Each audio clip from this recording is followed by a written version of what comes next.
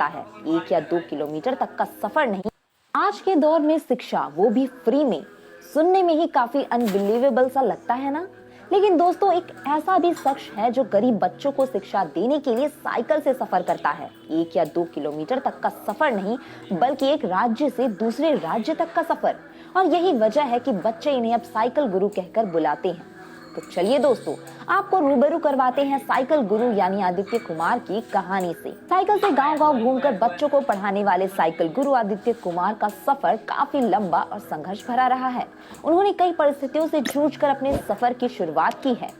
दोस्तों, आदित्य का जन्म उत्तर प्रदेश के फर्रुखाबाद में हुआ और ये वहीं के एक स्लम एरिया में पले बड़े हैं। उनके माता पिता मजदूरी करके घर को जैसे तैसे चलाते हैं। उनके घर की आर्थिक स्थिति काफी खराब थी और इसी के चलते उन्हें कई बार तो भूखे पेट तक सोना पड़ा। वहीं उनके पिता उन्हें हमेशा कहा करते थे कि मैंने तो पूरी जिंदगी मजदूरी कर अपने लिए और अपने परिवार के लिए कमाया है, अपने लिए तो सभी जीते हैं, लेकिन तुम पढ़ लिख कर समाज के लिए कुछ अच्छा करना। माता पिता की इस तरह की परवरिश के बीच ही वो पले बड़े और उन्होंने जैसे तैसे बीएससी की। उस समय वो गुजारा करने के लिए अंग्रेजी की ट्यूशन पढ़ाया करते थे ताकि थोड़े बहुत पैसे आ सके।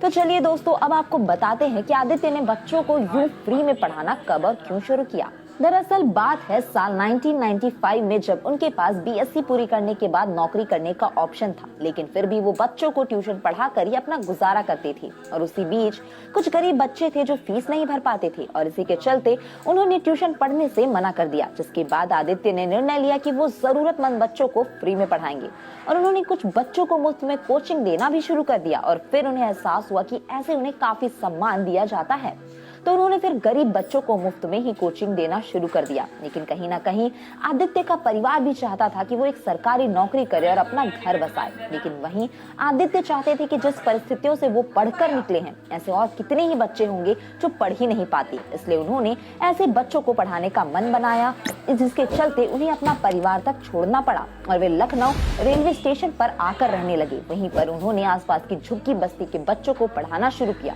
और उनके पास ऐसे 200 बच्चे हो गए। उनके इस नेक काम में और भी बहुत सारे लोगों ने उनका साथ दिया। एक तरफ जहाँ रेलवे स्टेशन वाले बच्चों को उन लोगों ने पढ़ाया, तो वहीं आदित्य बच्चों को पढ़ाने के लिए दूसरे गांवों में जाने लगे और इस तरह उन्होंने लखनऊ, कानपुर में लगभग 350 क्लासेस चलाई। उन्होंने अपनी इस मुहिम को 29 सालों में 5 लाख किलोमीटर साइकिल चलाकर आगे बढ़ाया है।